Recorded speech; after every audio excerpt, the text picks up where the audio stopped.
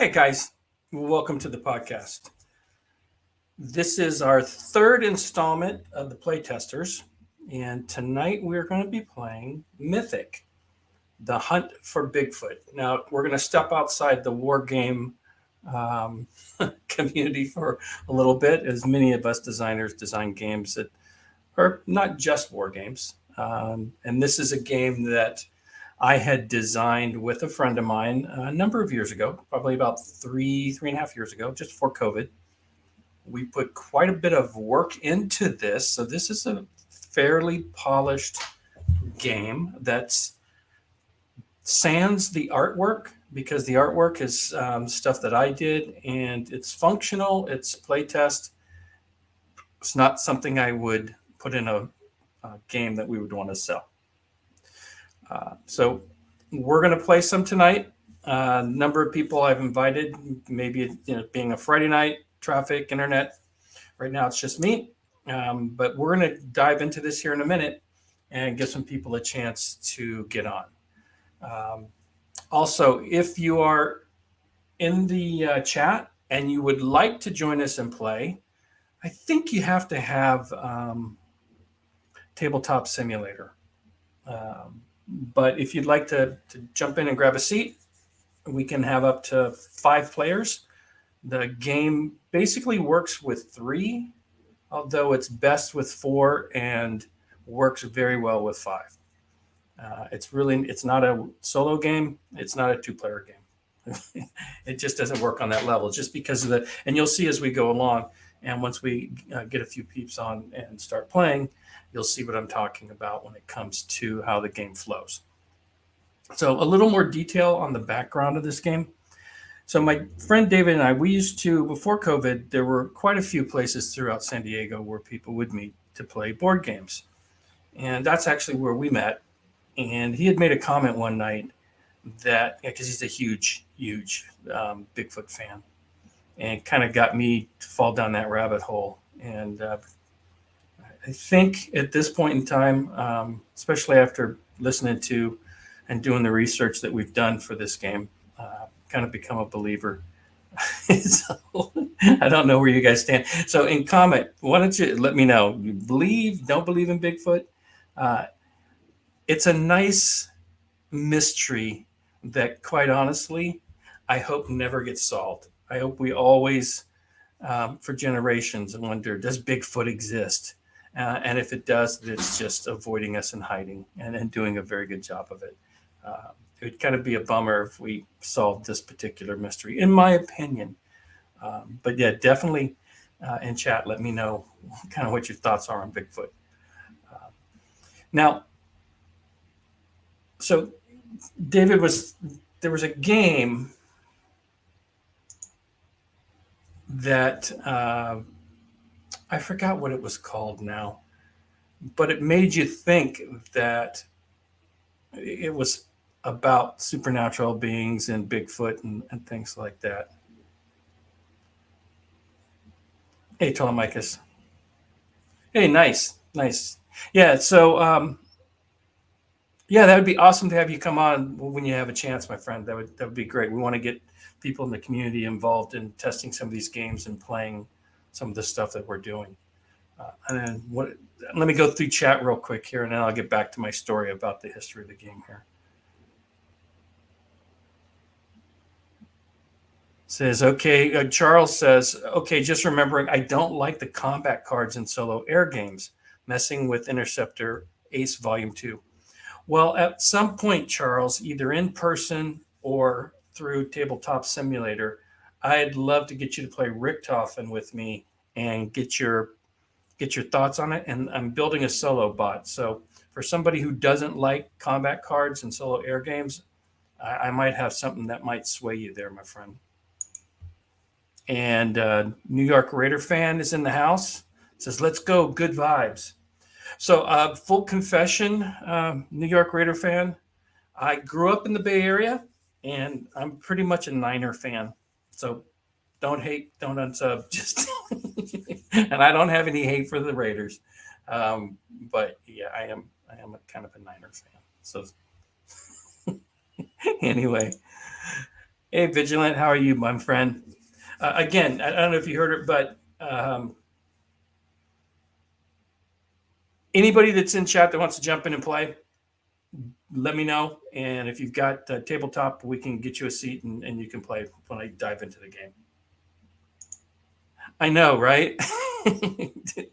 Like I said, don't hate, don't hate. And tell Mike, he says, and not to be a realist, but statistically speaking, there are too many people on something for Bigfoot to be real. It's a fun myth, though. Yeah, it's kind of where I'm at. Although there's a small piece of me that wants to believe, and so I choose to.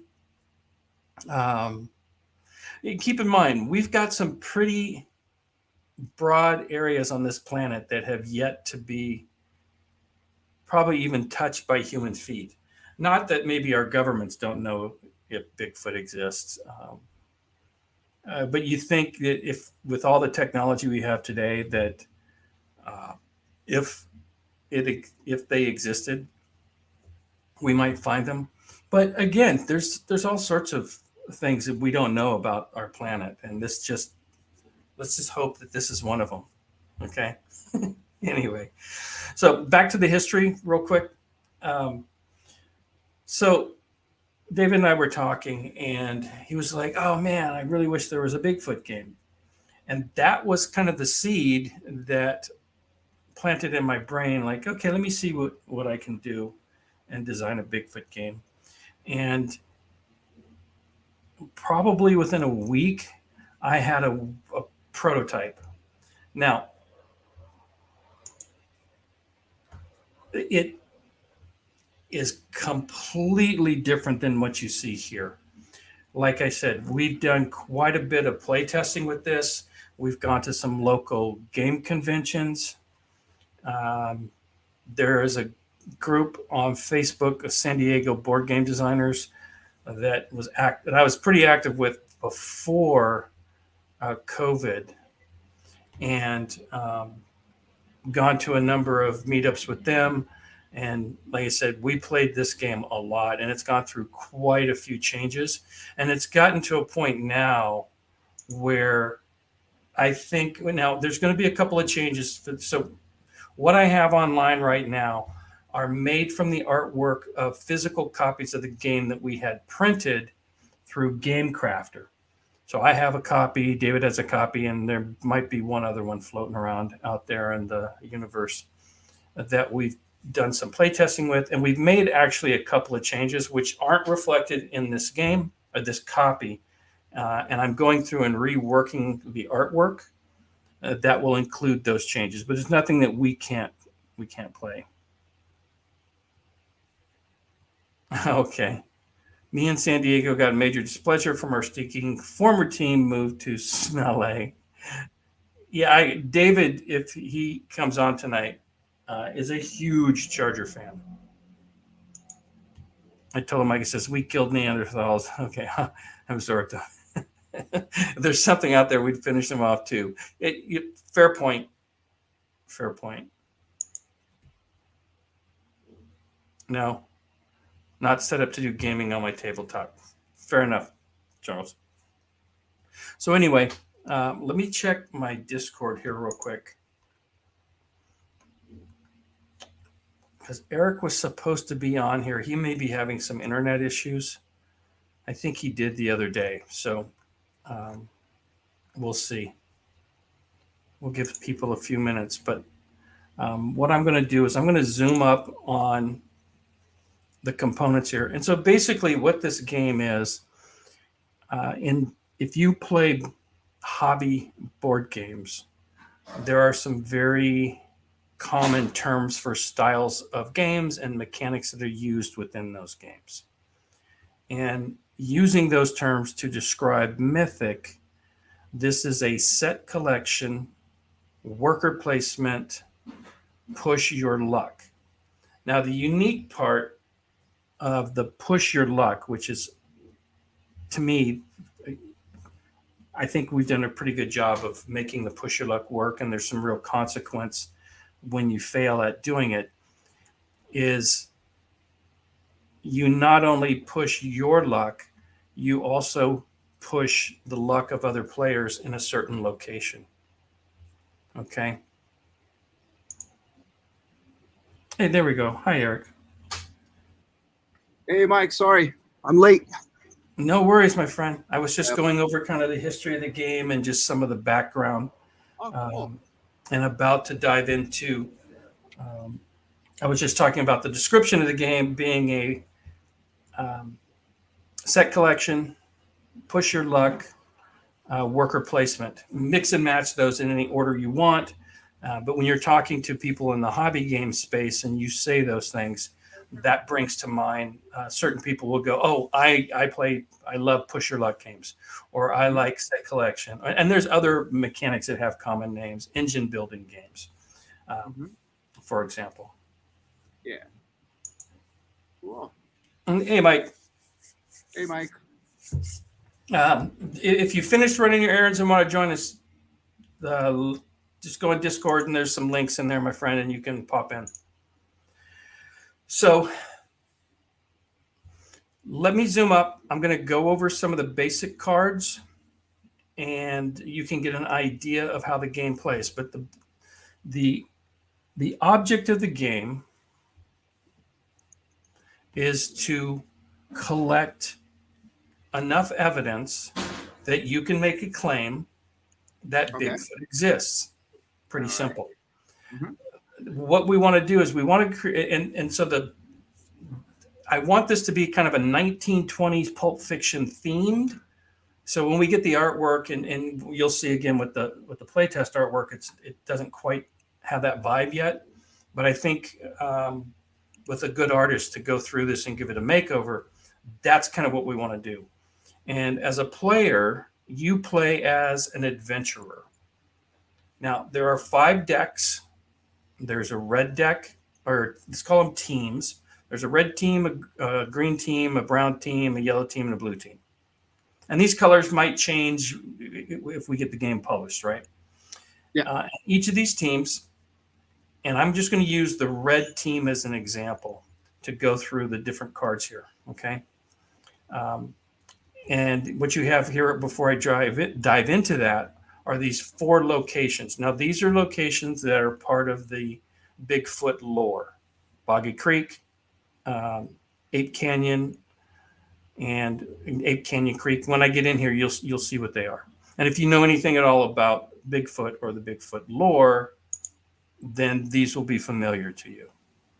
Okay, and each location you see has a color, and that color corresponds to an evidence type. There are 4 types of evidence, and as I said, to win, you need to collect evidence. Well, you need to collect 3 pieces of evidence of each of the 4 types. So that's a total of 12 pieces of evidence. It's actually pretty simple once you kind of get flowing in the game, okay? And you do that by going to these various locations, which is where you place your workers or your team. So there's the worker placement. And then you push your luck by going through the evidence deck, looking for that evidence. Then if you safely get home, you now have that evidence, and everybody goes through, and you'll see a turn sequence. Everybody's going to go through, get a chance to search for evidence, push their luck. You'll see the consequences of that. And then once somebody has 4 pieces of evidence, 3 in each category, they can claim that they have enough evidence to prove that Bigfoot exists. Okay. Now, this game plays in about 30 to 45 minutes. And if everybody at the table knows how to play the game, you can probably get the game into the 20 to 30 minute pretty consistently. It's once you get the mechanics down, and there's some basic mechanics that are fairly simple, and it's just a matter of learning the structure. Okay, so with that in mind, let me dive in here a little bit. So what I'm going to start with is, let's take this legend card.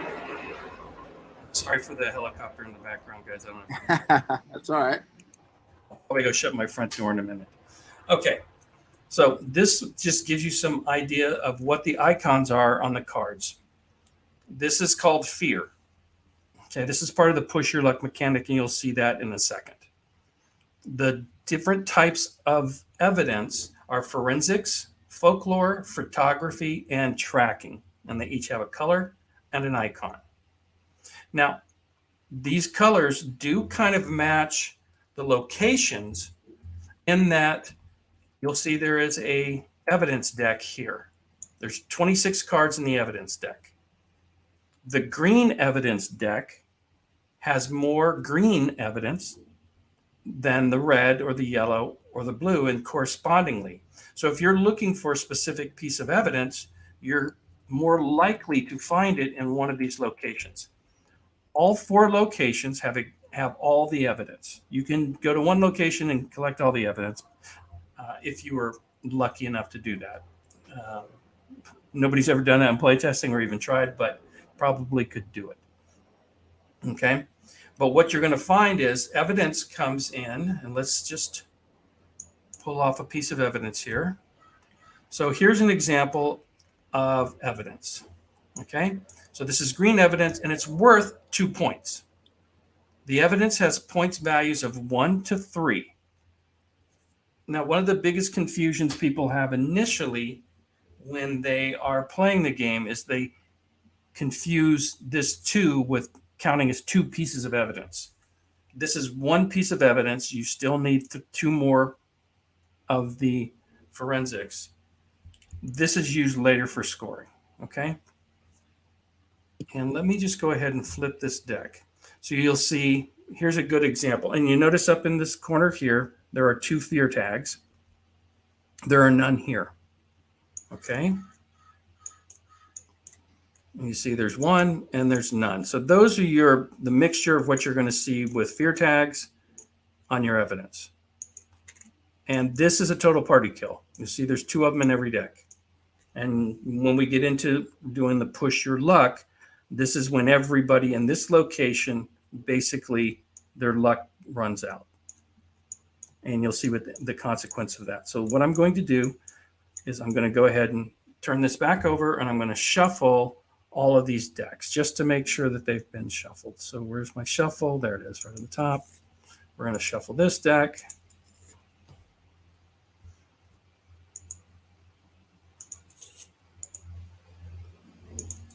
Okay. Oh, shuffle this deck. The evidence decks need to be shuffled. So I'm going to shuffle them again just to make sure. So what we do, and I'll show you the team here in a second. So in your team deck, you have this legend just to help you if you need to know what the various types of evidence are. You have a claim card, which is worth 4 points. Once you have the ability to make a claim, you play the claim card, and if you're the first person to make a claim, and that's everybody on the same turn. So if 2 people on, say, turn 3 all make a claim, they both would get the 4 points. Now, your team deck, and I'm going to flip these all over, have 6 minions and 2 leaders. That's a leader. The leaders are unique, and all of the minions, names are unique, but their abilities are the same. So everybody has the exact same abilities in their team deck, and we'll go through that in a second.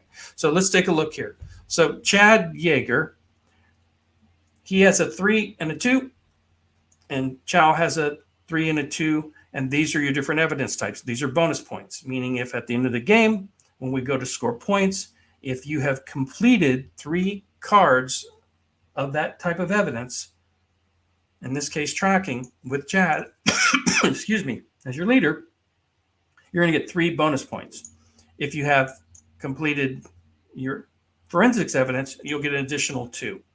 So, and you only pick 1 leader. And right now it's a bit arbitrary. One of the changes that we're making, which you don't see in this version, is each of these leaders is going to have an ability. Now they have an inherent ability, which I'll talk about in a second, but they're going to have a unique ability so that choosing one or the other is more than just having a difference in specialty, is what we call this here for the evidence. So in a narrative style, this just means that Chad can take some tracking evidence, and he can explain it in such a way that gives him 3 bonus points. And the same thing with the forensics. He's not quite the expert with forensics, but it's worth 2. And so the different leaders all have a different combination of 2 of the 4 evidence. So if you happen to claim first, and which means you would have all your evidence, you would end up getting a total of 9 bonus points, and that'll come in the scoring. Okay.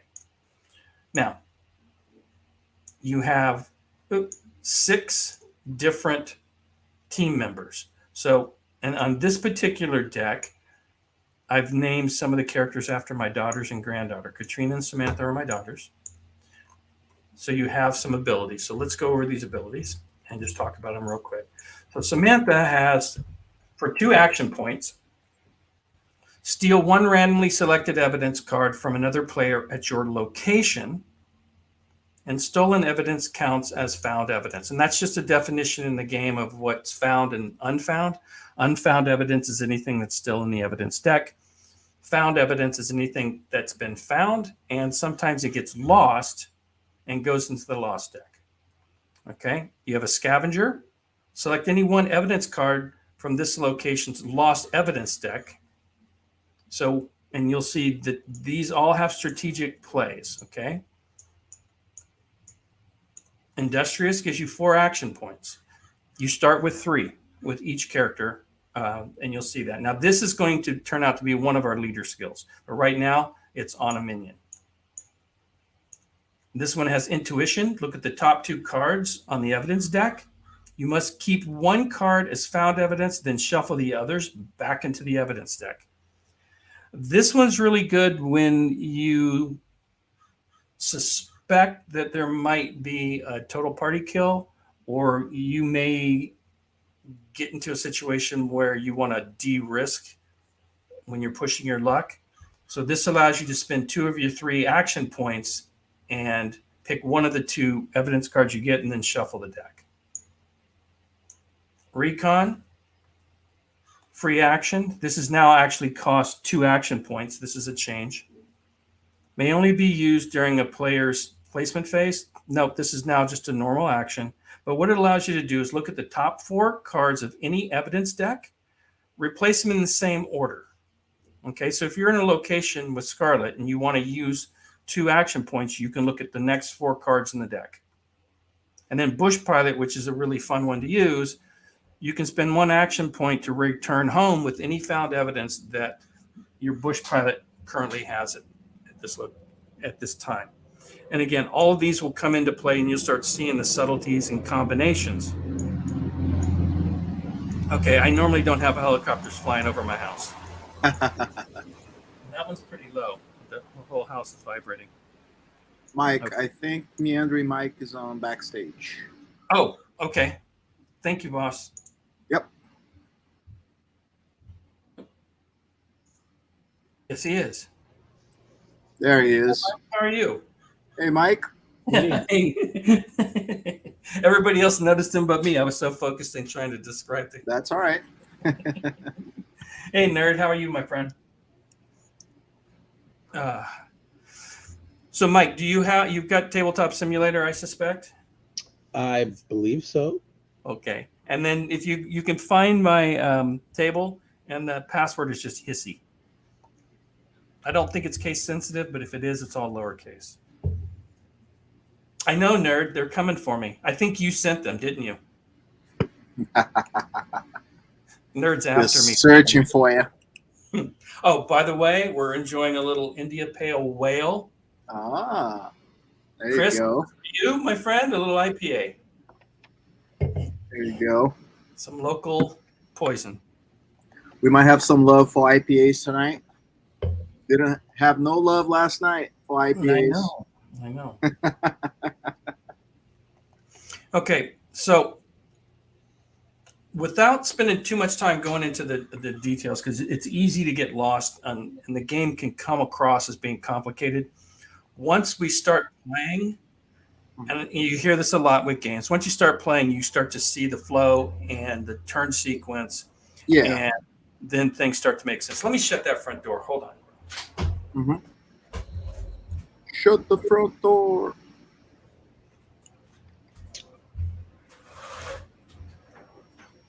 Do I need tabletop playground or tabletop simulator? Tabletop simulator. Okay. Not currently installed. Let me do that. Okay, so this game works best as a 4-player game. I don't know if I said this earlier or not. It can play at 5 and 3. Mhm. 5 better than 3. Okay. But it's not a 2 or 1-player game at all. Now, Okay. I might at some point try to build a solo version of this, but Mhm. I'm not going to try to. It'll be a whole different game. I mean, Yeah, maybe I can use right. these components, but to be honest, this game is designed around a 4 to 5 player game. That was one of my original design goals. Mhm. And like I said, it will work at 3. So Yeah. at this point, from what you've heard, Eric, any questions? A lot, but we'll just No, play go along ahead. and see We'll how it fire off works. some questions, and let me answer some of those to begin with, and we'll go from there. Yeah. So what's the sequence of play here? What do we do first? Okay. So the sequence of play will be okay, nerd. I'm sorry. What's happening? Yeah, he just says with the door closed now they'll just have to use a battering ram. Fair point. Fair point. And I'm old, but I still have some foot speed. So if I've got to run, they're going to be weighed down. I don't think they're going to catch me. I'm just There we saying. go. Hey, I ran a There we go. 4.540 in college, so I got some wheels. Yeah, but that was like 40 years ago, though. Yeah, so maybe instead of a 4.5, I'm maybe a 4.6 now. I'm picking on you. I'm just picking on you. I know. Put your money on me. That's all I'm saying. Hey, look, I had the ACL surgery like 3 years ago. I can't run much anymore, so I'm not the one to speak. Tell Mike says better than using. Hey, Yeah. if the cops are at my door, I'm letting them in. Well, at least I'm going to find out what they want. We'll have a conversation. But yeah, There I'm you not go. challenging them. To be quite honest. I wouldn't. No, I'm not. I'm at a point in my life where I don't need that. Let's be real. Oh yeah. Okay, so here the turn sequence is you have 6 minions. Okay. Yep. In a 4-player game, you're going to be placing your leader and any 3 of those 6 that you want to use. So basically, your minions all have abilities that you may or may not use in combination, and you're going to pick 3 of them. Yep. Now, when we're pushing your luck, you can basically get fear, and they drop all their evidence, which then goes into the lost evidence stack, and then they run away for 1 turn. So it happens where except your leader, if they get fear, they drop their evidence, but you have them every turn. They don't run away. That's their innate ability. Okay. So they get startled, drop all the evidence they have, run off, but next turn you still have them. So there's always a consequence for. So what's the beginning setup here, Mike? What do I need to do? Okay, so pick a color. I'm going with yellow here. Okay. Unless someone wants it. There's no advantage or disadvantage. All the decks are basic. All the decks are basically the same. Okay. Yep.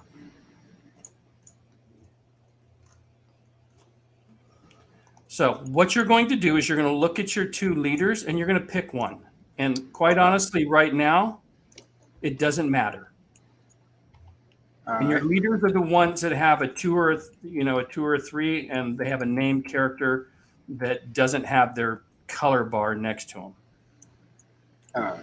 So you can take this and set it aside. Those you can just put on your bar down here. Ooh, I like this dude. Carlos Castrillon. So one of the things is because we wanted to do kind of a pulp fiction genre, I went through and tried to do as many cultures and balance out the genders in this game. Okay. So you're going to see quite a few, and we just pulled images off the internet. Yeah. so that all of the individual cards have unique artwork for the characters, but everybody's minions all have the exact same abilities. Right. Just Okay. yeah. I have a question. Sure, Mike. Do we have to be Steam friends for me to find your stuff? Tried to search for a server with Hissy in the name. I don't What see is it. my server called? I don't even know. Yeah, if you search his, it should pop up, Mike. Yeah, we don't need to be friends. I mean, I No. would try otherwise, but Yeah, you don't need to be friends. Ooh, Amelia Earhart's here. no. Read her full name. Amelia Bedelia. I love it. I know I am exactly seeing what that is. 0 servers.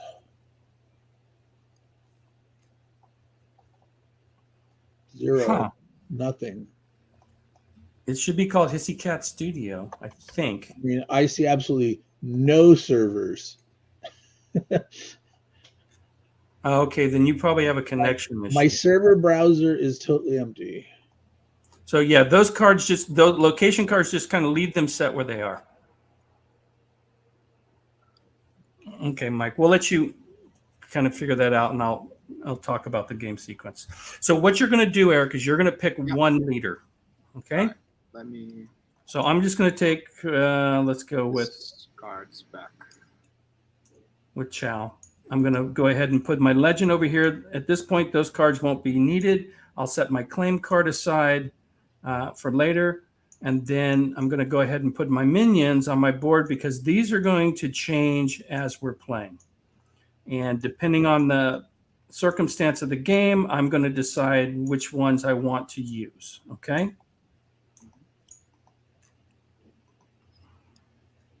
Oh, that's interesting. That little. Oh, I don't care if you see what I have. We're trying to teach and we're play testing. So let me just pull these up here. Yeah. Okay. Where do I put my leader, Mike? So for now, just put your leader. So yeah, that's my leader. Just put your leader right here so you know who you got. Okay. Yeah. I'll move that aside. Right there. And then, yeah, just so you know that, and take the other one and put it aside with your legend card. Just put it in a stack over here because you're not going to need it.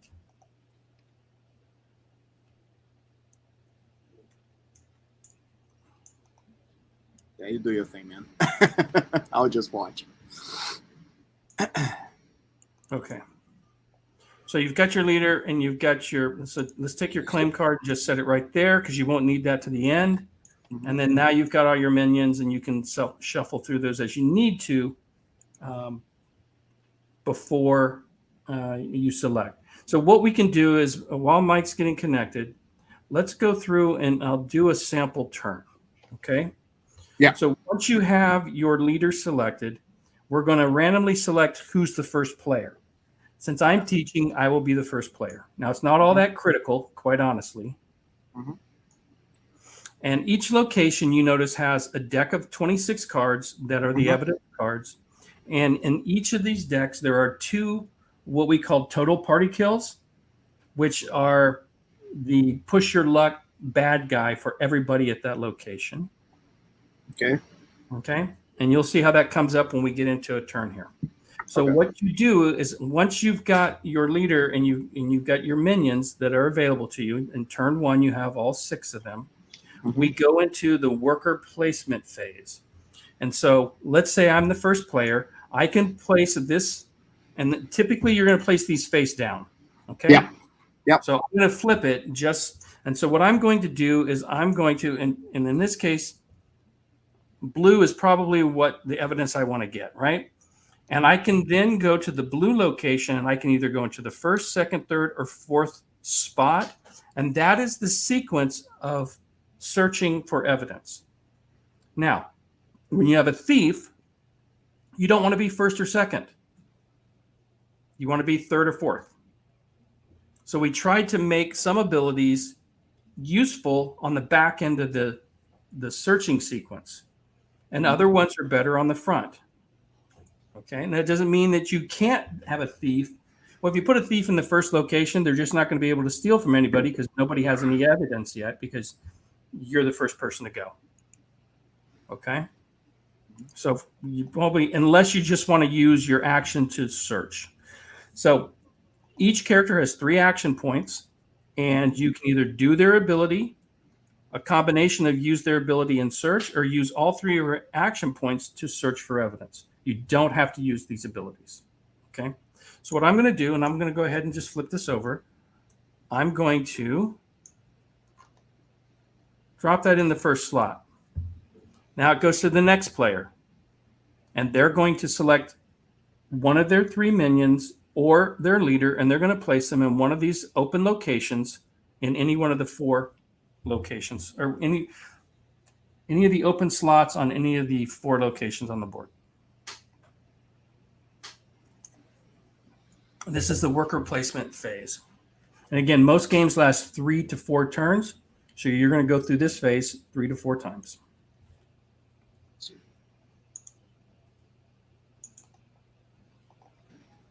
Thanks for popping in, nerd. I appreciate it. So there's 3 options it's showing me when I log in. It says play tabletop simulator, launch VR and stream VR mode, or open GL. I tried The first one. So that's what I tried, and it loaded. But then when I tried to join, the server list is empty. Let me ask you this. Do you have the tabletop simulator as an icon on your desktop? Now I see one. Okay. So the first time when I loaded after installing it, it did not work. Now it's loading stuff. So there was something about the fact that the first load. Yep, there's only one hissy. Okay. So this has a password, and you said it's just hissy? Yes, sir. All right.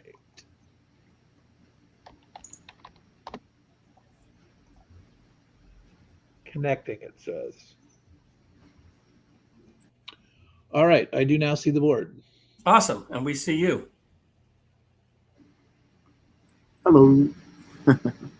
So grab a seat and just pick one color. Oh, so you might want to move yours. Eric, you're sitting on over here on the blue side. You might want to move your stuff, but whatever. So the Doesn't make any green difference. and orange color that are flashing, that means where a color I can choose? Yeah, I believe so. And that's the I see. color. Yeah. Yeah. Right. So like that's Let not me the go to color my of the- side. Yeah. It automatically rotated for me. Yeah. So Yep. that's not the color that you're playing. You don't necessarily have to be green. It just means within Tabletop Simulator, Got you are it. the green player. Yes, I can see. Yeah. Yeah, independent of the Purplish, color of the, magenta, etc. Okay. yeah. Yeah, the room, I set it up to hold 10. And dude, quit grabbing the board. I'm going to Why? smack you. I want to. I don't know. I wish I could lock these down. Maybe I can. Well, the boards, yeah, you can. Yeah. I'll figure that out later. Yeah. But 'cause it should always be on the bottom. Yeah, if you right click, toggle, Mike, just Yeah. lock. Right click. Oh, there we On the go. board. Okay, so for now, toggles lock. Okay, that'll Lock. stop you, young Yep. man. No, I just did too. So I can't do it. See, I can't do it. There you go. Okay. Okay, so go ahead and pull your cards over here, dude. That's mine. What are you doing?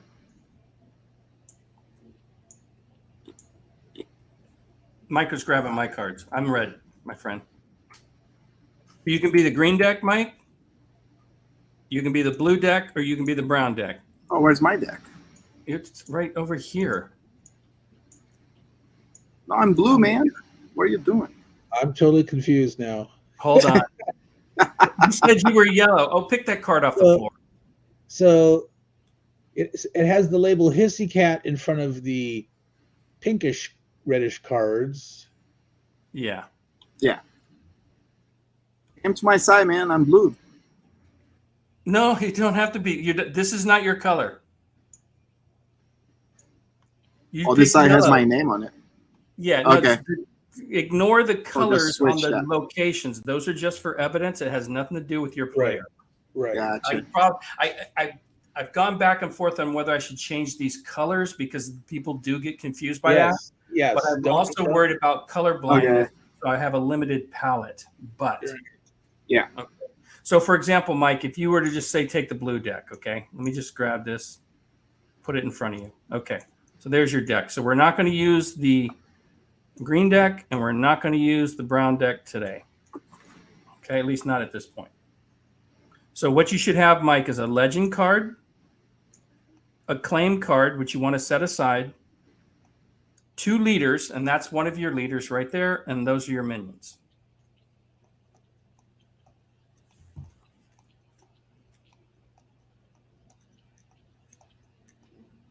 Now, again, currently the leaders, it doesn't make a difference what you choose. Just pick one. And then set the other one aside with your legend card because you're not going to need those other than for the the reference on the legend card. But you won't need the other leader in the game. All right. So how do I flip them over? You hit F while you hold your hand over the card. Flip. All right. So I am Adiowale. There you go.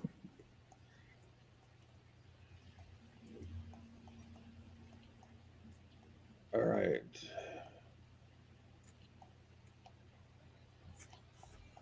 How do we rotate these cards? When you hold the card, spin your mouse wheel and it will rotate. Oh, wait. So, wait a minute. Pick I it have up. to hold the left mouse button down and move the mouse wheel at the same time? Yes. And how do I do that? My fingers don't work that way. No, I'm serious. I cannot physically do it. Use Oh your my middle finger. Use Oh, your pointer finger to click, your middle finger to roll the wheel. That is not natural, dude. It is for most video gamers. Oh my God, you must be kidding me. Oh, you should see these mice with 15 buttons, and some of these people can Oh use all my 5 God. fingers independently. It's crazy. There's no way. I have big hands. I have big fingers. I wear a double XL glove, dude. Well, if you right mouse click while you hold on a card, it'll say flip or rotate. Okay. So you can rotate it left or right that way without having to pick it up. If I right click, Right mouse. So hold your mouse over a card, right mouse click, and you'll get a list of commands. nope, I don't see nothing. If I right click, I'm not seeing a list of commands. Oh, I have to click, not hold it down. Okay, I got it. Yes. Click Right release. mouse click. And then that brings up a context sensitive menu. Okay. Yeah. Not natural movements for me. Fair enough. I still fumble with this. It's taking me, Oh my 10, 12 God. hours to start to get halfway comfortable. No, this is just so not natural. Oh my God. Wow. What's funny is after you figure it out, it'll become natural. If that makes any sense. Let me check chat real quick. If you press Q, Mike, if you hover over the cards and you press Q, it'll rotate the card for you. Okay. Oh, okay. Yeah. And then W go the other direction? No. And then E goes the other direction. Okay. Don't ask why. I don't know why they didn't just. Well, yeah, West, You know? W and S is up and down. A and D is going to be strafing. Okay, I got that. So the Q and E are going to turn. Yep. I mean, I'm familiar with some of those, and frankly, I've always hated the WASD key movements with the mouth movements. It's like, Oh, sure. I'm Yep. I'm a thinking man. I want like a turn oriented game, not a real time. I'm playing Age of Empires 2 these days. I'm playing Age of Empires 2. I'm going back and playing that stuff because I never played it when it was first out. But Well, this is not a real-time game, so no, okay. not God. to worry. Although I do have a real-time card game, which is really fun, but that's for another day. That's another day. All right, now boy, oh boy. Yeah, take your time, get comfortable. My first encounter with Tabletop Simulator was trying to use it to learn how to play Gloomhaven, Oh man. including trying to read the manual in the game. Oh boy. And it drove me nuts, and I never. That's the last time I used it, and I Oh, uninstalled dude. it. So I remember. Oh yeah, that's right. I did have it, but it's like I You know, hadn't used. you don't on your first time flying in an aircraft, you don't jump out with a parachute. Just saying. I mean, that's preferably. I'm sure somebody has done that in their life, but that's not really the way you want to go about it. Unfortunately, the Okay. text. You can zoom in, roll your mouse wheel, and you can zoom in. You'll be able to Yeah, read but it. the problem is the angle of the tape. How can I do not like 2.5D angle, but like straight down? Okay, so do you see where it says 15 degrees? It says rotate up on the top where you've got a bunch of Yes. icons. There's 15 degrees. I believe that's where you can change it.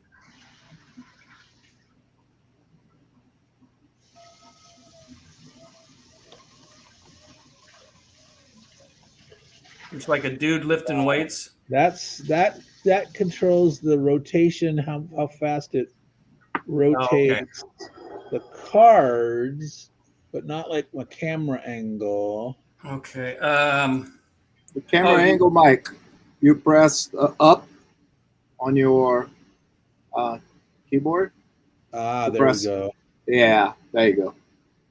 Yeah. And then the sides will rotate it for you.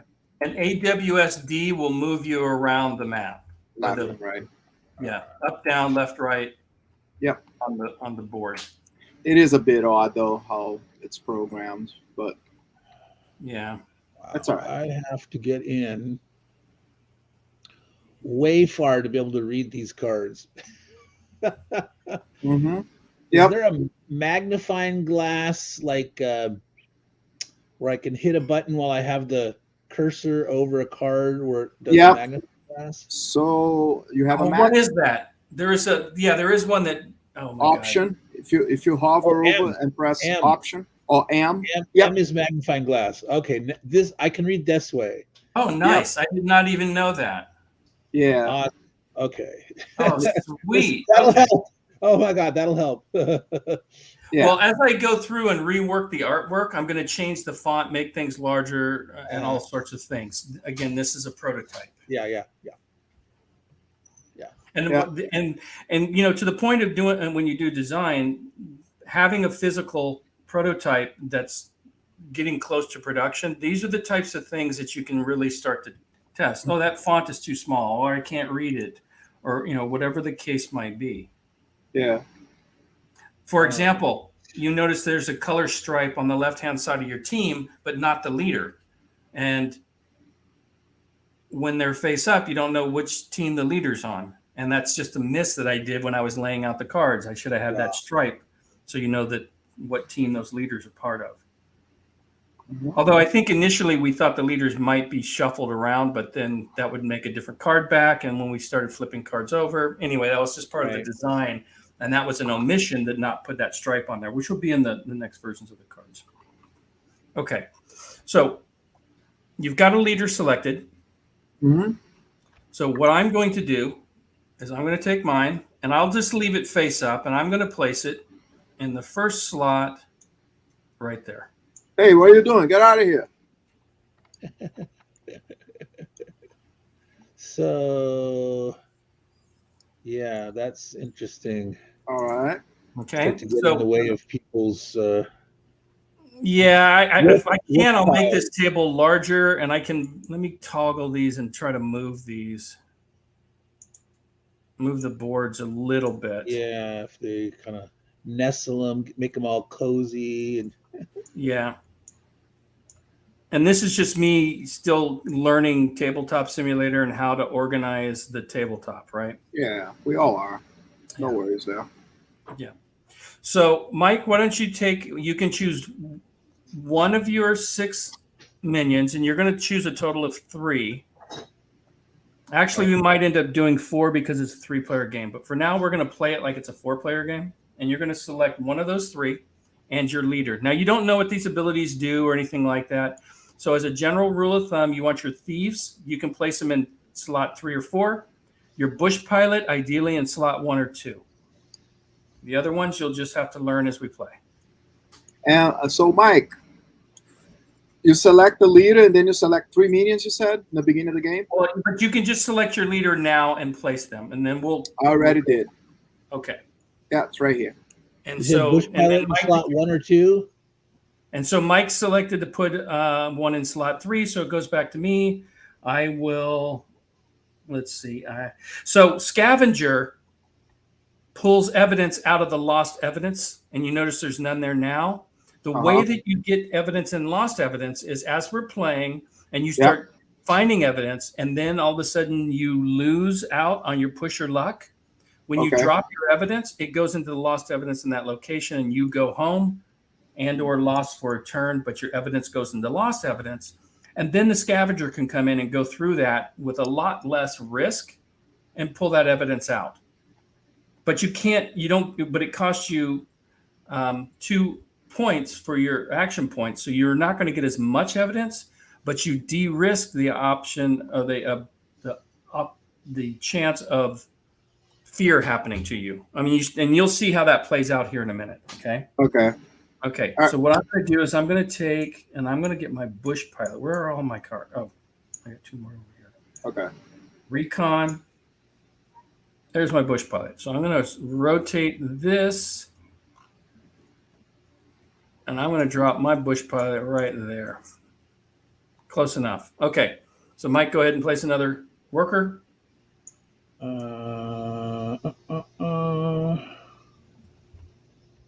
So wait a minute. I placed my dude on Mike's board. Yeah, it's not Mike's board.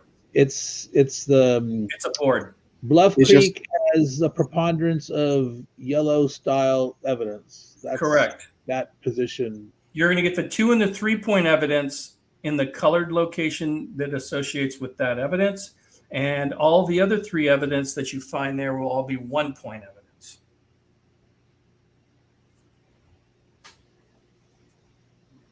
What do I do now? I'm lost. You're going to place one of your minions. Just pick one and place it. Okay. To any board? Any board, any open location. All right. Just pick one. After we go through a turn, you go, oh, I should have done this or I should have done that. All right. And that's fine. That away. Yes. Let me see. And that's your bush pilot? Yep. Recon. Okay. Okay. Perfect. Just go ahead and drop it there. You're going to come back to me. I'm going to take my recon and I'm going to drop my recon. There. Okay, Mike. Now, once you've played the game, this goes very quickly. Yeah. Because you have an idea of where you want to go, what you want to do, and what you're looking for. Excuse my bumping into you there, Eric. Oh, good. Good. Invading your personal space. Second or third location, boss? Yep. Second? Okay. I'm going to put my thief in the 4th location. I don't know. I think I might have skipped people here. You know what? At this point, we're not going to worry about it. Okay. So what you should end up with is 4 of your team place, a leader and 3 minions. So, let's see. What's the strategy for placement on your leader? Which areas? It's nuanced, and then for this first turn, just place it anywhere. All right. And then once you start seeing how the push your luck works and how the set collection works, then you'll start formulating your own strategies and you'll start seeing combos. All right. Do we do anything with the claim cards? Not yet. You just hold the claim card. You just hold it. Okay. Yeah. So I've got 1 more to place, and I'm going to do this one. See, now there's no more locations. There's no more locations over there. So I'm going to have to, I'll just place it here. So now I have 1, 2, 3, 4. Oh, you know what? I placed one too many. So this last dude that I placed comes off. There, that's what I thought. Okay. And my leader. I have 3 minions and 1 leader. I have my leader tilted slightly to the. Okay. Yeah. See, that's where you can always. Normally, what happens is they're face down. So this is what the board looks like. Oh, really? Normally they're all placed face down. Yeah. So nobody knows what you've placed. I see. Interesting. So that's what it's normally going to look like. Huh. Okay. So now we have to remember what we put where. Yes, you do. Although you can look. All right. Now, we have some open slots, which if we had another player would be filled. So all the slots get filled in a 4-player game. Okay. Tight fit. So if you're the last person to go, you're going to be forced into a location with whatever your last card is you're going to play. Okay. So now once we're placed, we go through, and since I'm the first player this turn, and I probably should have gotten an object out here, right?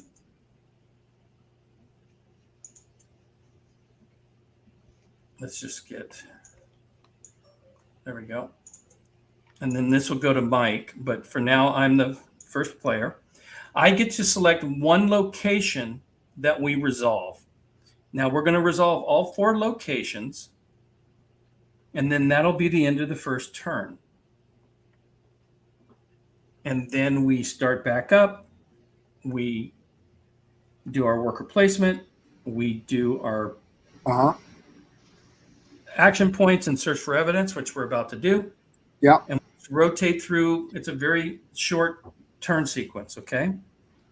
So what I'm going to do is I'm going to start in Ape Canyon. Okay, so let me rotate the thing here. And I flip this card over, and this is my leader.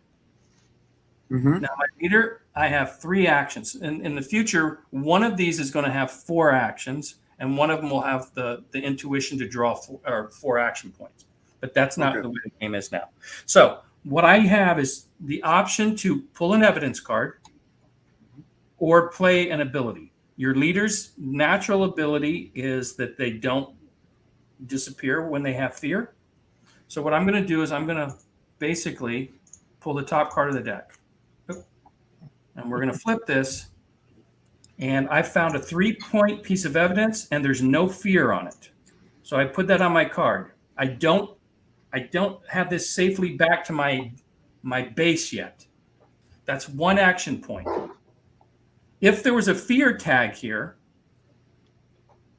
or 2 fear tag, if I gain 3, that's where I lose my crap, I drop my stuff, and I run away. I have none. That's a good start. So for my second action, I'm going to search for another piece of evidence. Oh, and I got a 1 piece, but again, no fear. So there's no 3 fear, so I know safely I can go ahead and pull this card and get that as evidence. Even though it's 2 fear, that's my turn. I got 3 pieces of evidence. Now, a bush pilot has the ability to fly home before everybody else plays, because Mike might trigger the TPK, which means I lose all 3 of this evidence. It goes into lost evidence, and I run away. Okay? So now, who's blue? Is that you, Mike? That is me. So you're going to get to play both of these cards one at a time.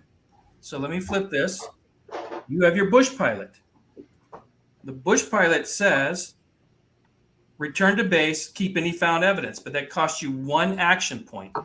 So functionally, you can search twice and then fly home, or you can search 3 times, but you don't fly home.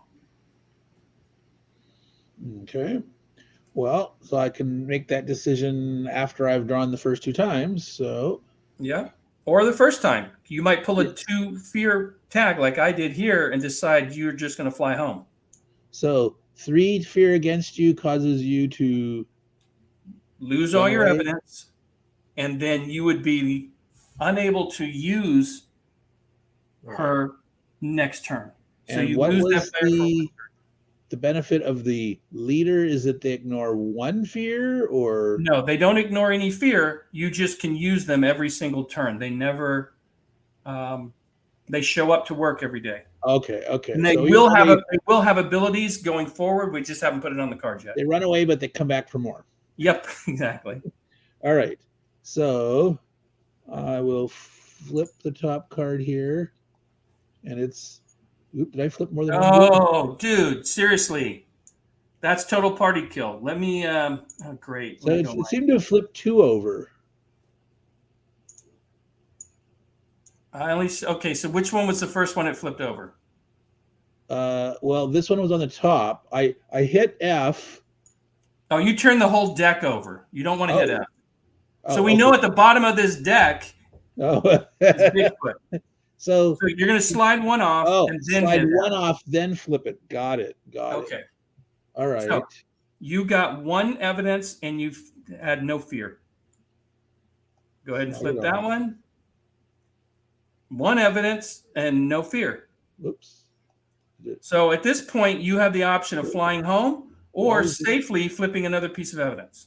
I'll use her ability to fly home. Okay, so pick up pick her up, put her back in your area, and now you've got those 2 pieces of evidence back home. And that's safe and it can't be stolen from you. And now you have 2 of your 12 pieces that you need in 2 of the categories. Each turn you select 1 leader and 3 minions? No, you're going to keep the same leader throughout the game, but you will select 3 minions from those that are available. So your leader stays, but the minions you shuffle around each turn. Yeah, unless they run off with fear, then instead of say 5, instead of 6, you might have 3, or you might have 4, or you might have 5. All right. So that was her Yep. action. And recon. Look at the top 4 cards of any evidence deck. I assume not the evidence deck in the area I'm in, but any evidence deck. So this is going to change because it says free action. So this one's going to be reworded. It costs 1 action point to look at the top 4 cards in this location. So you'll end up with this one's going to get rewritten. We had a game phase just for the recon, and it just felt unnatural, and so we blended that ability into the normal flow of play. So what's the normal number of cards in an evidence deck? 26. 26. All right. And 2 of them are the total party kill. We know one of them's at the bottom of the deck right now. Two of them. All right. Now, how are bush pilots the only way to bring stuff home? At the end, so once she is done, so right now you don't have to use your action points. You could just say pass, and then we all go home. That would not be a smart thing, but then we would all go home. And I say it's not a smart thing, at least on turn 1, because you want to gather evidence. Now, if you happen to know, for example, that you flip over these top 4 cards and the top one is Bigfoot, you may not want to trigger it. You'll know it's there. We won't. So is there a peek option in Tabletop Simulator? That I don't know. So let's do this. There is, but I don't know. Okay, so let's put these kind of 1, 2, 3, 4, because you kind of got to put them back in the same sequence. And if you want to look at, all right. So let's start with number 1 right here. You can just hit F. We have to figure this out in tabletop how to work it. So let's just flip them all over. Yeah. You can. So I'll explain what might happen. So you're looking at these now. You have 2 actions left. You could spend 1 to pull this card, but if you pull this card, you know you're going to run away and go home. Okay. So what you would end up doing is I would go ahead and take this card and then just pass. Yeah. Let me put these back. Now, you happen to know what those are for next turn. Nobody else does. But you would pull this and say, pass. That ends this location. You go home now, take your evidence, and I go home with my 3. All right. And then whoever we- gets 12 wins the game. Well, you need 3 of each of the 4 categories. you need Three of each 3 4. Okay. evidence cards Yep. of the color dot on the bottom. Yep, The numbers are ignored until you score. correct. You just need 3 of each color. You need Yep. 3 of each color. That's a total of 12. Right. Okay. So I've got a pretty good start. I've got 5 points. Rigged. Now, Rigged deck. so Mike, you get to choose. So this location is now finished. We won't be going back here this turn. So we go So Mike- clockwise. No, you can choose which one we go Ah. to next. So if you want, you don't have to do yours. You can say, let's do Well, this I'll one go over ahead and here. do Bluff Creek because then when that's done, then I can go get dinner while you guys are doing the next 2. Yeah, fair point. Okay. All right. So that means So- Eric is going to go first. He's in the first slot. All right. So he reveals his card. Yep. That's his leader. He has 3 action points. And then I got confused, Mike. Okay. So So- action points. What do I do? Action points allow you to search. So what you're going to do is Yes. you're gonna pull over the first evidence card and search. You All have right. one with no fear.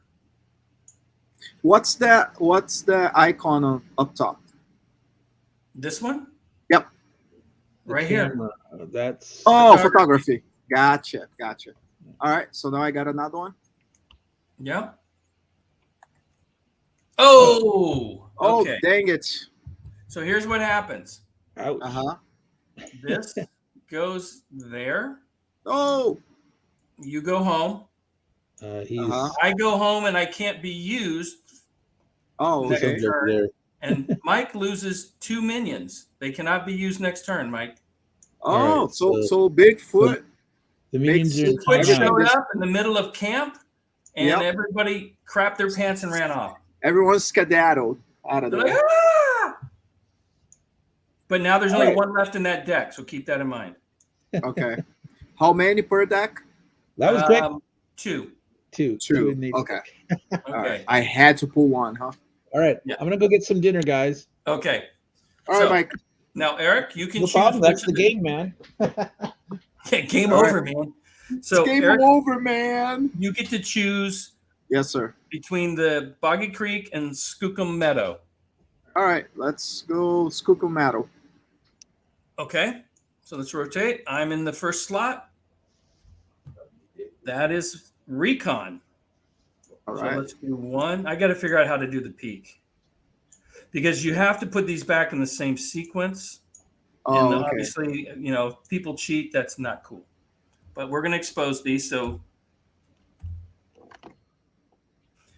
now I've only got 2 action points left. So what I happen to know is I can pull this one and pull this one safely. Now, if I also had somebody in this location, I could pull evidence. I could have pulled these 2 and then looked at the next 4 for the person behind me. Mm-hmm. I happen to look at the first 4 first, but I don't have to. Make sense? Yep. There's strategy in that. I could have. So, for example, let's do this. Let's flip this back over, and I'll give you an example. Uh-huh.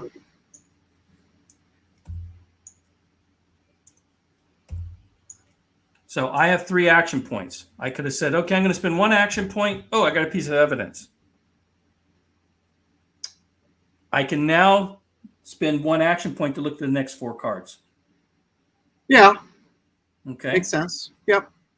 Or I could look at the next card and then go, okay, I'm going to go, ooh, I've got that. And let's say this was one of my players next to me, one of my minions. I could now look at the next 4 cards to know how to play this particular teammate of mine. Uh-huh. So one of the strategies is when you're playing recon is to kind of double up. Or put it in the last location to know what's on the deck to start the next turn. Again, this is a game that once you learn the basics, you start finding all sorts of really cool and fun strategies.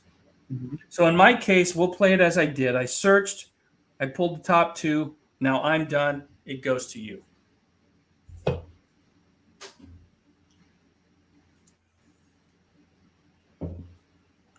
Esmeralda. So, 2 action points. Look at the top 2 cards on the evidence deck. You must keep one card as found evidence. Yeah. Can you move your hand? Yep. Then shuffle the other card back into the evidence stack. All right. So You're going to pull 2 cards, keep one, and then put the other one back and shuffle the deck. Now, you don't have to do that. Mhm. You have the ability to do that, or you can just search. And her ability costs 2 action points. So you could look at one card and then use that ability. Okay. What the hell, dude? That's supposed to have been locked. Oh, what happened? The board moved? Yeah, you flipped the board. Ah. So I get that one, right? Okay. So now that's 2. Which one was that? Because you have 2 cards here. Yeah, that was the one that That's was the one you're going to supposed- keep. So you're going to put that back in and shuffle? Correct. Okay. I'll go ahead and shuffle real quick. I mean, I didn't even look at that one, so Oh, okay. Yeah. Okay. Because that's a 2-pointer. That's not bad. yeah. Now, that's into your turn. You go home. I go home. Okay. And I got another. But- Come on. You did the same thing. I thought I had it locked. Yeah.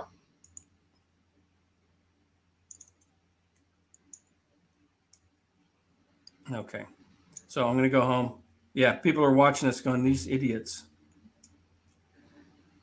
Hey, at least we're playing the game, right? Yes, sir. So this is my home here. No, that's Mike. Hold on.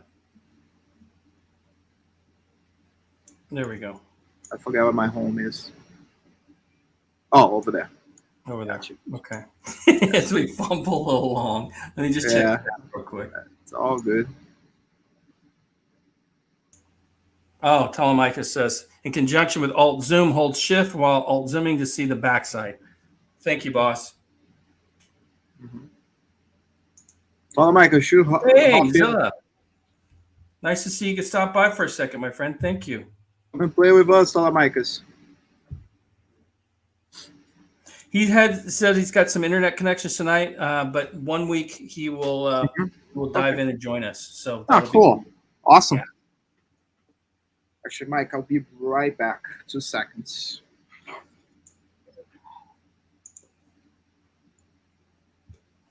Okay. So if I look at my side, while everybody is away from the table here, like a real game night, I have 4 categories, at least 1 piece of evidence. I have 2 red for a total of 4 points, a yellow, a green, and 3 points in the blue. So first turn, I got 5 of my 12 pieces of evidence, which is a pretty darn good start. And we still have Boogie Creek to resolve. So I may end up getting some more.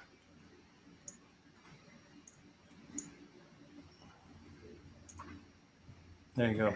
Get everybody organized. And poor Mike has already have 2 of his minions who ran off. So next turn, that just means he's going to have 4 of his minions and choose 3 of those to put into play because 2 of them he can't use next turn.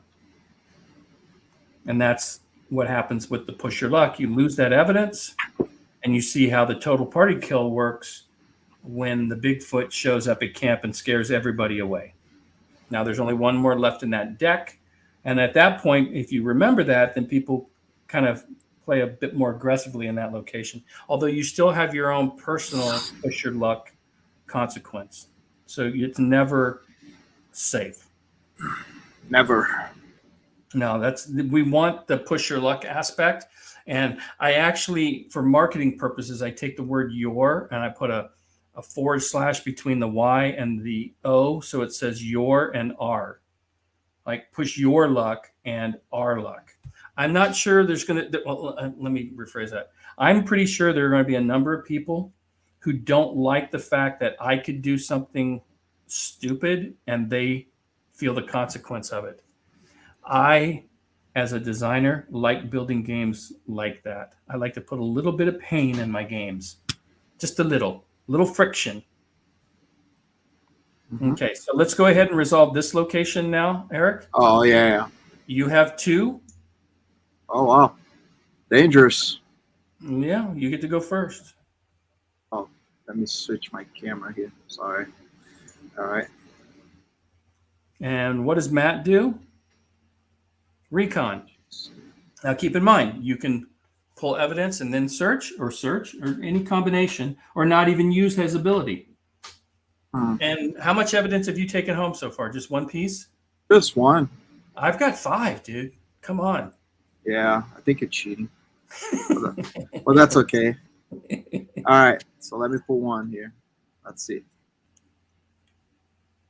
The Bigfoot, please. Oh, there's no so to give you a sense of numbers, half the cards have fear tags on them. Mm-hmm. And half of those are 1 point and half of those are 2 point. So 25% of the cards have a 2 point fear, 25% have a 1 point fear. So as you're pushing your luck, you can obviously the more that you pull out that don't have, that makes the deck a little more dangerous. Okay. So you pulled one, you've got 2 more actions. Yep. Pull another one. Why not? Okay. So you have 1 action left. Yep. I don't know why I just moved that. Yeah, just Come here. Drop it. Drop it like it's hot. Now, you can pull and look at the next 4 to know how you want to play this card. Because you got your teammate there. So that's a strategy, right? Oh, Or for you his could ability. Yeah, you can look at the next 4 and de-risk what you're going to do here.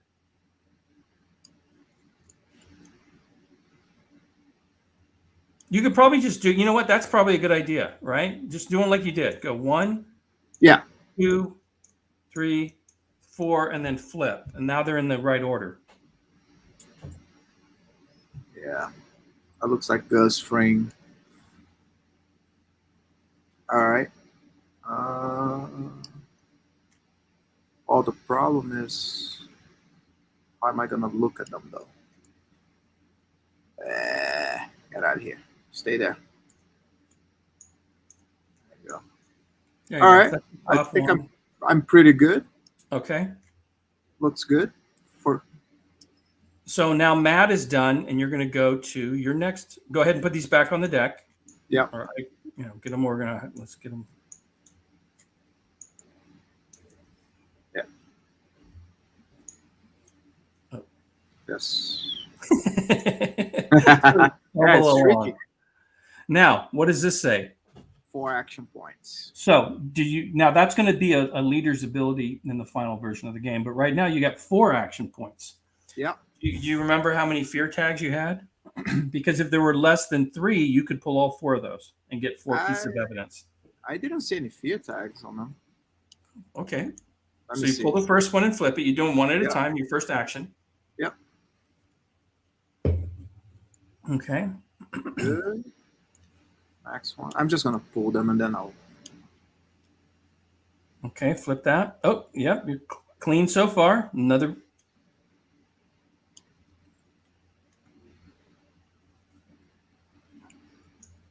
Yeah. So now you got 1 fear. 1 fear. And you want to pull that last one or not? Yes, sir. Yeah, push your luck. Let's go. Oh, come on. Let's go, card. Let's go, baby. Look at that. So what did you get? 4, 5. You got 6 pieces of evidence just like that. Yep. Good. Okay. So, but you haven't got home yet. I could still pull a Bigfoot. Oh. And you lose it all. Oh, dang it. So I know. See, that's kind of the being in the last position. Yeah. No, Ed, I'm a thief. So That what means you I do? can steal some of your evidence. Oh, some of a. I can steal your evidence. So now, let me magnify this. Yeah. It's 2 action points. I steal 1 random one. So I can't steal twice because I only have 3 actions. Okay. Mm-hmm. But I can, and if I get one with fear, I inherit that fear, which means if I already had 2 and I stole one from you that had 1, I would lose that evidence and run home. No, that's face up now, boss.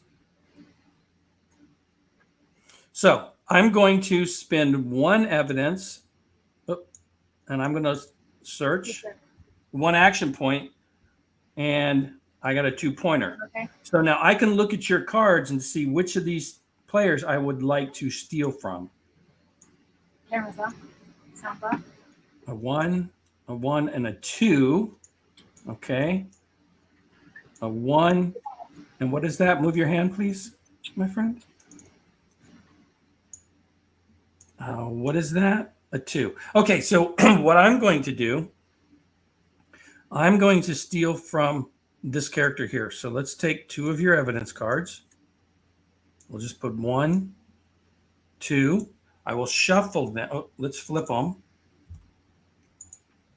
Shuffle, and I'll take that top card. Okay. So I got your 2. Sweet. So now I'm going to go home.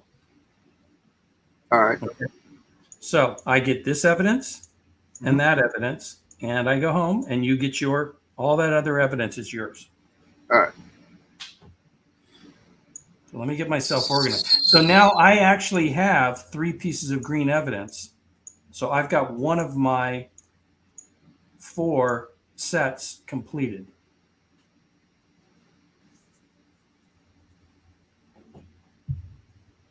Where's my stuff? Yeah, so go ahead and get yourself organized. And that's the end of the first turn. Mm-hmm. Oh yeah, we resolved all the boards. Yeah, so everything is resolved. We've got some lost evidence in this location. And we continue to the next turn and do the same thing. So you can see after the first turn, I ended up with 7 pieces of evidence. Uh-huh. If I have another turn like that and I get the right combo, I could win this in 2 turns. Or I could claim in 2 turns. Right.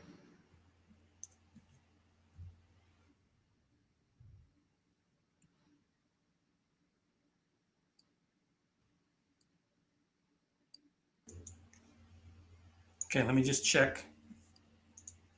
Charles is taking off. Thank you, Charles. Thank you, Charles. I appreciate you being here, boss. Okay, so now the question is, you guys want to play another turn? Yeah. Cool. Sure. Okay. Oh, Mike's back. Yeah. Yep. Mike, you are now the first player, so that means you get now the 2 minions you lost, you can't use this turn. Only one was a minion, one was my leader. Okay, so you keep your leader, and that 1 minion you can't use. Yep, he's This face down. Or Okay, he or cool. she, I don't remember which. Yeah, you can look. It's no big deal. So I Okay, can now so what you're place- going to do is you're going to go ahead and go to worker placement and start placing your workers. You're going to do 1. Eric's going to do 1. I'm going to do 1.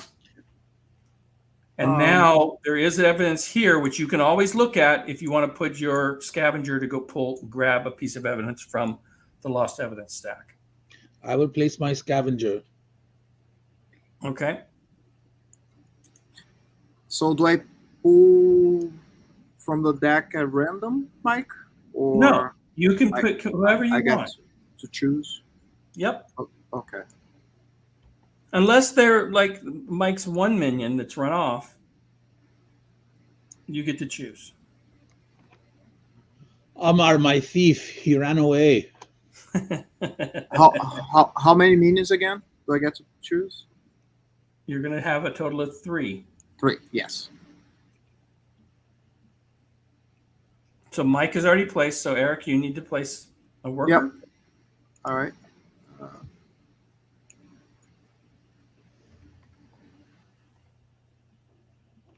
Oh, jeez. I kept going the wrong way. There. Okay. Come on, tabletop. Help me. I know it's just a little frustrating. I'm going to try to get a bigger table so we have a little more room to work with. Because with 5 players, we're going to need more room. Now, the bush pilot can take any evidence you've gathered in a location from any of your characters, or just No, just the bush pilot. Okay. Although that's a pretty cool idea. That would be broken. Maybe you have it if you do that, but it costs extra action points. Yeah, maybe I'll bring it up with David. That's a good idea, but we'd have to play that because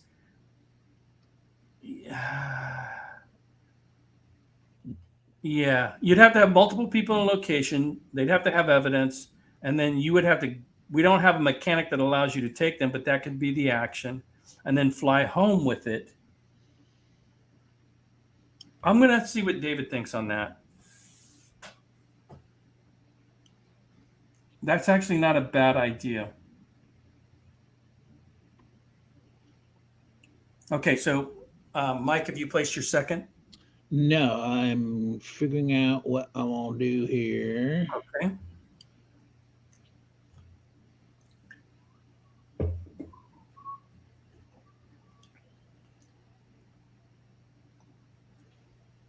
Oh, he's going for yellow, man. Okay. Eric, it's to you.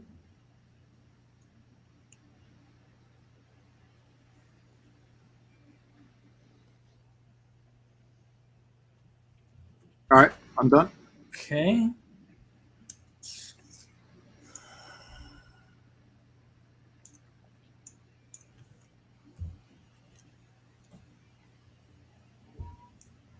to you, Mike. Alrighty.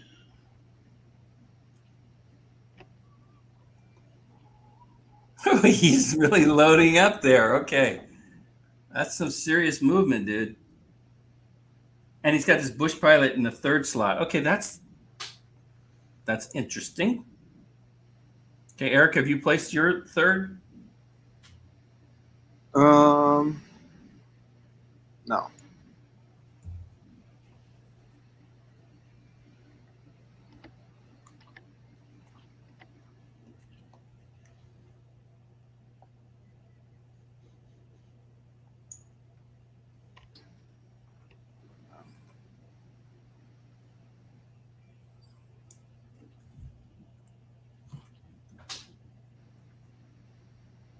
I've already placed my 3rd, so unless you want that slot, okay.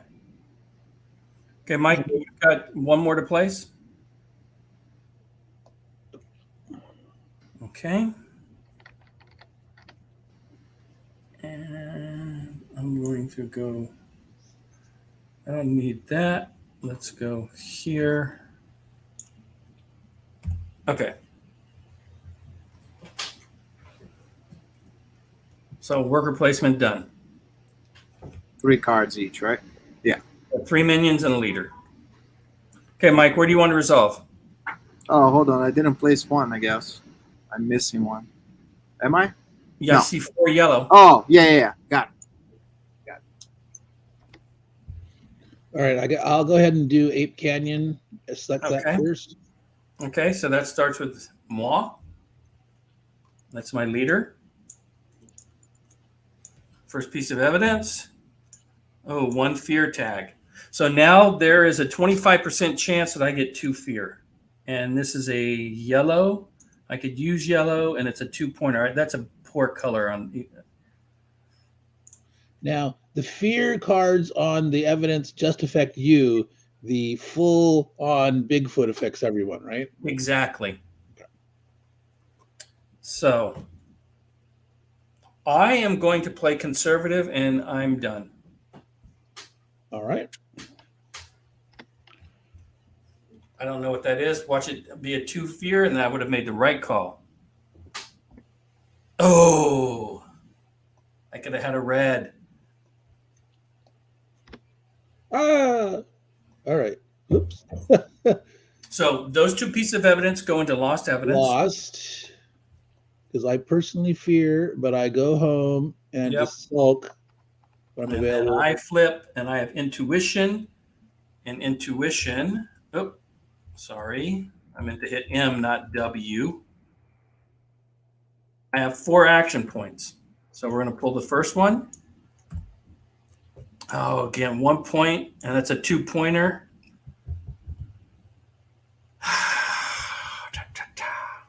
Here's the thing. If that's a thief and I only have 1 piece, he basically steals that piece. I'm going to push my luck just a little bit and go for a second. Oh, hold on. What is my ability? 4. Okay. So we're going to do that. And I'm going to stop. I'm done. Okay, Eric. It's up to you, boss. You're bringing up the rear, Eric. What you gonna do? It says thief. Oh, Now, it is.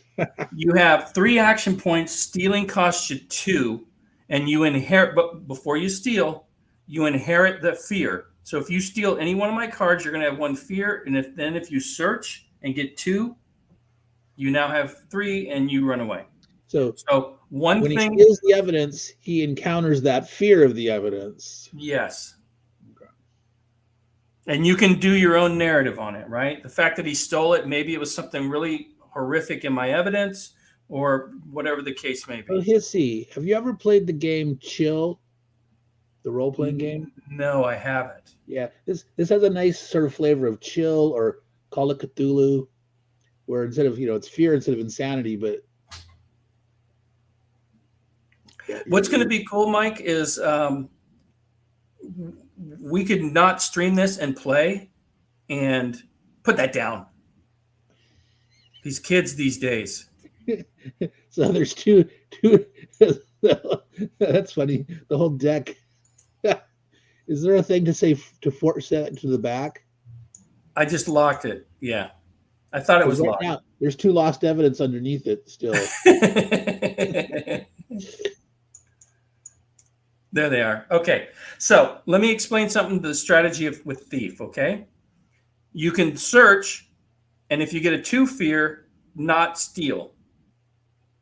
Or you can steal. So here's the thing. If you want to take evidence away from me, you probably want to steal first.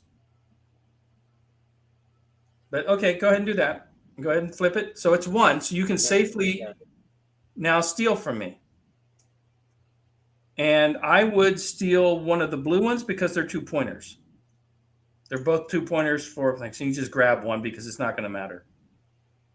Okay, so that's the end of your turn. That ends this area. We now go home.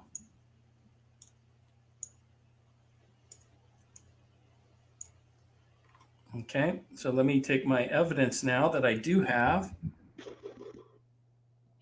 Another blue piece. And what was my other evidence? It's that yellow one there. Yes, thank you, Mike. Okay, so just so you know, I have 2 blue, 2 red, 2 yellow, and 3 green. So I need 1 of each of the yellow, red, and blue, and I have all my evidence to make a claim. So I get to choose a location. Let's go to Skookum Meadow. And Eric, you start.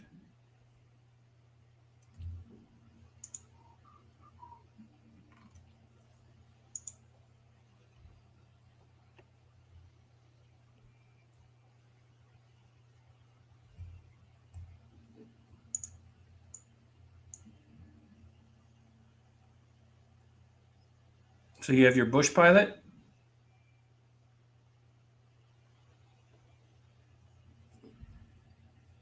Do you want to go ahead and search for evidence?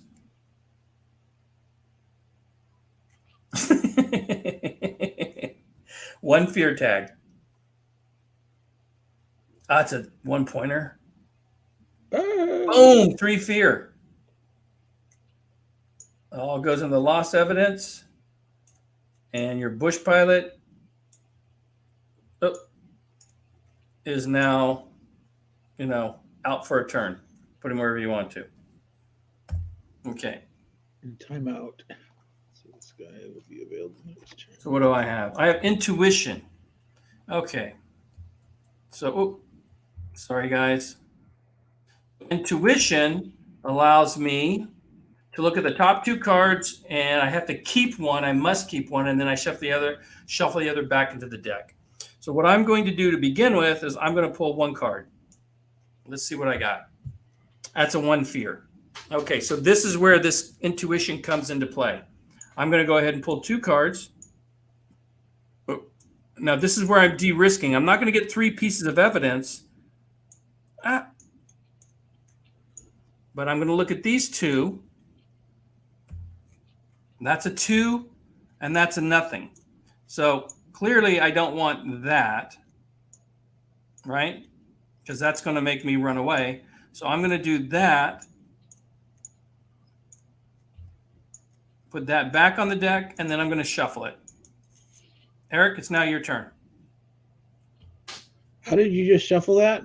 Right mouse click, and shuffle is one of the options. Okay. Industrious. Yes, 4 action points. Again, this is going to be one of the leader abilities going forward, but right now it's not. It's a minion, so play it as is.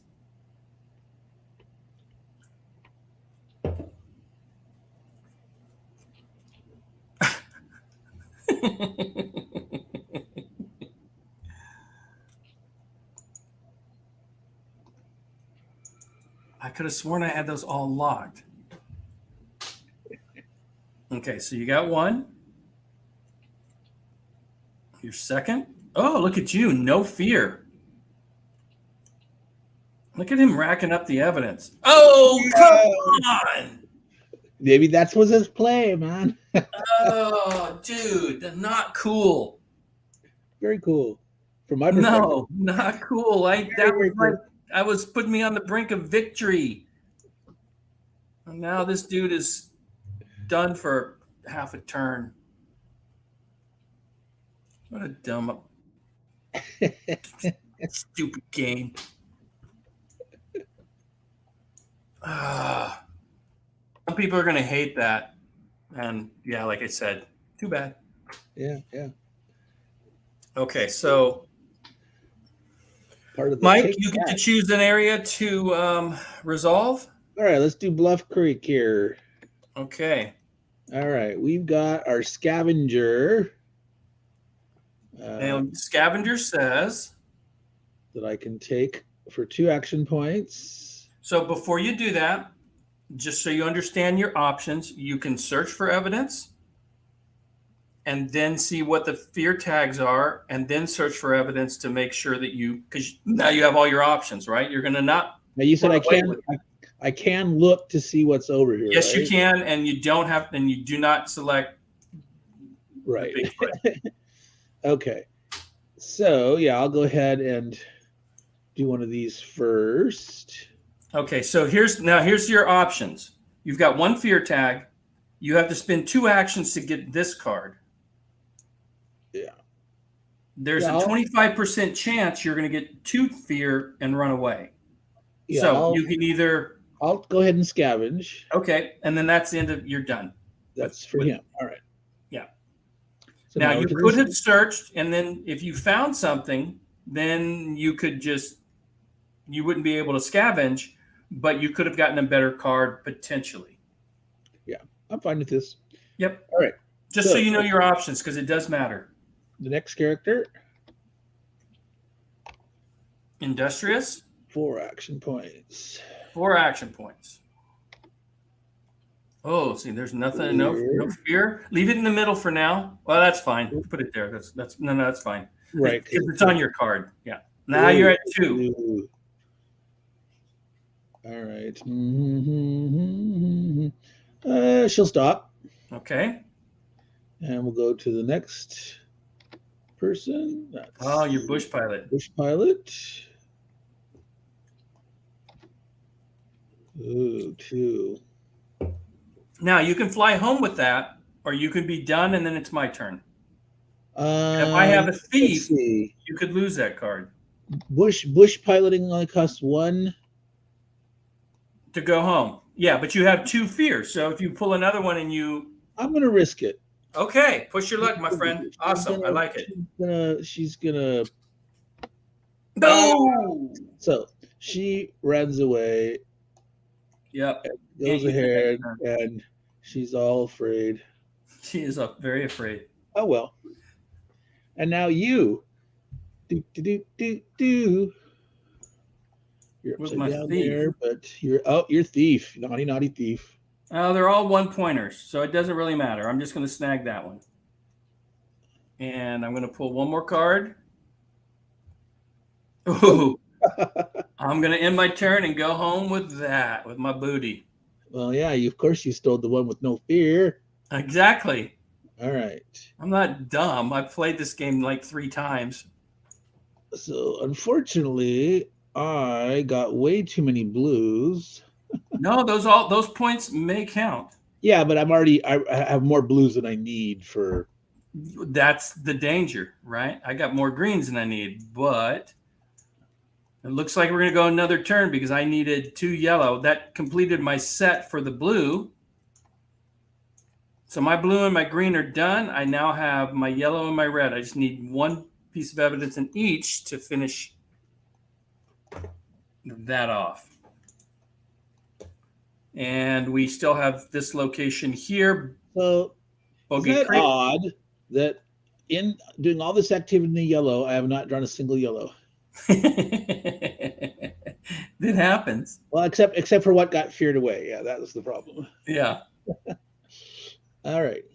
Okay, so Eric, you've still got Bogey Creek here with your leader.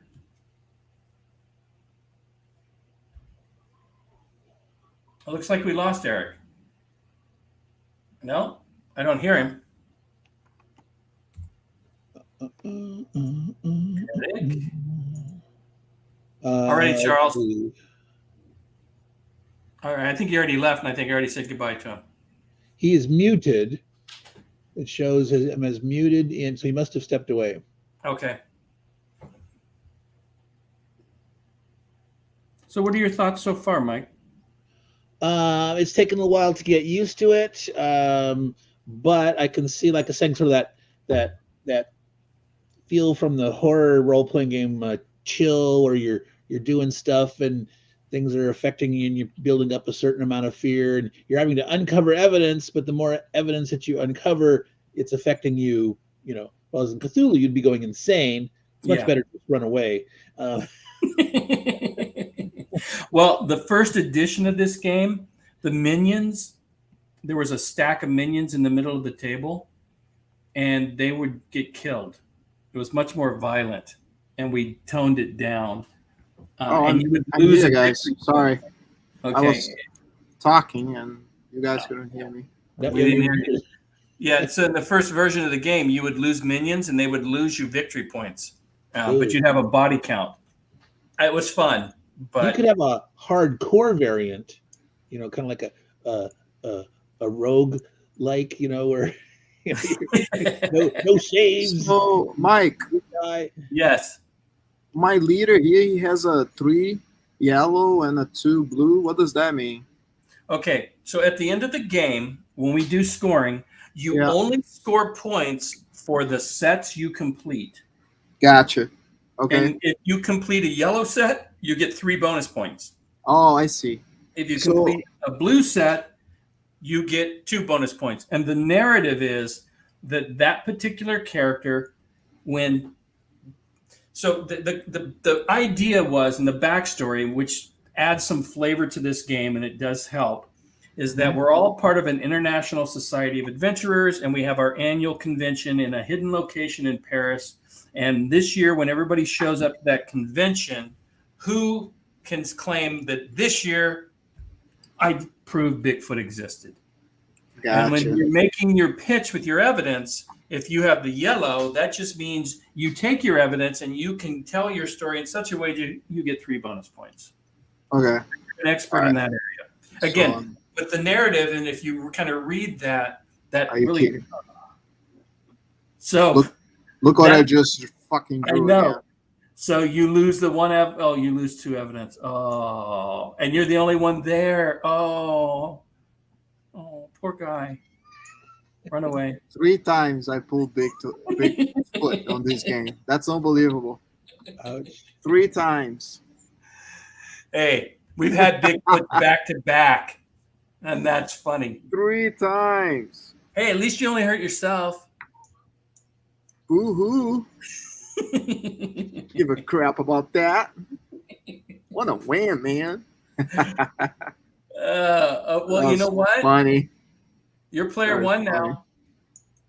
Yeah, I think I'm at the point where I'm not going to do another turn. I'm going to Fair enough. have other stuff to do, but yeah. So that was interesting stuff there. Definitely with the tabletop simulator has some barriers for me, which I'm Yeah. learning around them. Oh, I need a all of bigger us. play space too. Yeah, So if you can, let me show you how the a little game more would room, be a in little then. more.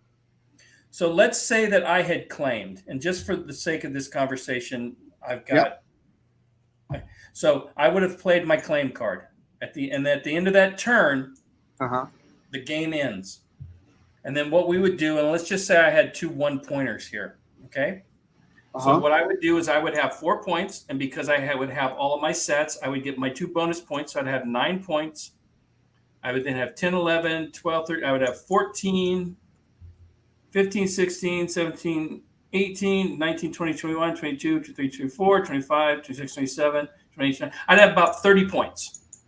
Mhm. And so everybody would add up their points, and whoever had the most would have the most compelling argument that Bigfoot exists and win the game. If there's a tie, there's a tie. And you just say, okay, we both tied. Yay, we both proved Bigfoot exists in our own way. I see. And that's the game. Cool.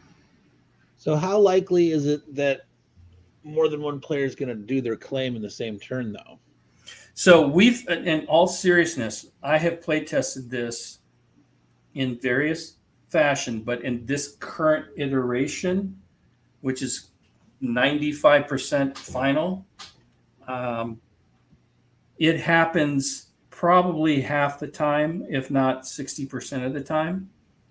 Because next turn is the 3rd turn. I'm probably going to get the 2 cards I need. You have a bunch of stuff. You might finish.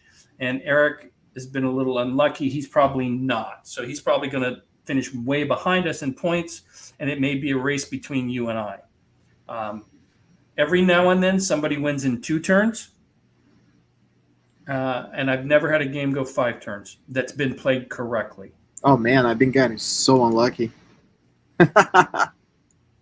And what happens is because it plays fairly quickly, again, when you're sitting at the table and you're playing this with people who know how to play, this game gets knocked out in about 30 minutes, and you can play it a few times in an evening. Oh, yeah. Yeah. No, now that we know how to play, we could go much faster next time we play this. Yeah, well, I'm going to try to find a bigger table and lock some things down and try to get this to be a little more user-friendly going forward. Yeah. What if the 4 areas, instead of being 4 rectangles, you had a circle and you had 1/4 of the circle representing each area? How would you manufacture that? I don't know. No, so this was basically all the components other than the locations are cards. And outside of this play mat, which I could maybe make as one big icon, which probably what I'll do is go in and make one big icon so it just sits and you can't move it. As opposed you to could have a big, in a sense, one huge token, one round, so you've got a punch board that's a circle, that's the artwork, that's those 4 things that are in a circle. Yeah. That might, so that way you don't have these corners and the overlapping that people might not. I don't know. It may or may not. No. For the play. Now, here's the thing. I was limited to the components from Game Crafter when I built this. Mm-hmm. Okay. And this was the cheapest size board I could afford that I could make things work. You notice that I only have kind of a little slot and the cards hang off. Right? Yep. So there was a physical production limitation and cost for me, because I want to say for 2 or 3 copies, I paid like $75. It was like $35 a game or something like that. Well, Yeah. do the math. It's going to be more than 75, but you get the point. It was, maybe it was 2 games that I bought. But now that I can just go do it digitally within Photoshop, I'm definitely going to lay this out as one board. And then if it does get published, then the publisher could decide how they would produce that. You mean the 4 separate boards that you have right now? You're going to combine Yeah, into one? I'll just make it one big board, and maybe, like Mike says, make it circular, and then but you got to make sure you know which is your evidence deck and where your lost evidence goes. Cool. But the artwork is kind of horrendous. But any thoughts on gameplay? I like what Mike said about the bush pilot. I'm going to run that by David, and at some point I'd like to sit down and just kind of play this with you guys when I clean some of this stuff up, and just Yeah, I think we need to play again, Mike. I think today was more of just how to play and get the flavor. Because I think next time we play we'll know more, and we can kind of be more strategic about it, and and figure out more in depth. I like what I see. Cool. Like I said, like this has got a lot of development and a lot of play testing, so it's just about finished. Right. You guys been pushing on it for a while, so and you're really good at finding Bigfoot. I'm excellent. It's incredible. I should change jobs. Holy smokes! Probably out of 10 cars, I pulled 3 Bigfoots, right? Yeah, something like that. So I'm going to go ahead and end the stream here in just a minute. Thank you, Mike, for jumping in. You're always welcome, my friend, to play test with us. We're going to hopefully get more war games and board games on this particular podcast to do this type of thing. And so, Mike, I'm going to lean on you and bug you to keep testing with us, and you can jump in when you feel like it, my friend. Yeah, that was fun, Mike. Ready? And then next week, hopefully, we'll have something from Eric. He's been procrastinating with his design. I've been working, dude. I've been working on it. It's as far as I know, I haven't seen anything, so I don't know what you're doing. I know. I got a bunch of stuff, but yeah. Right. Thanks again. And we will see you next week on the Playtesters. All right.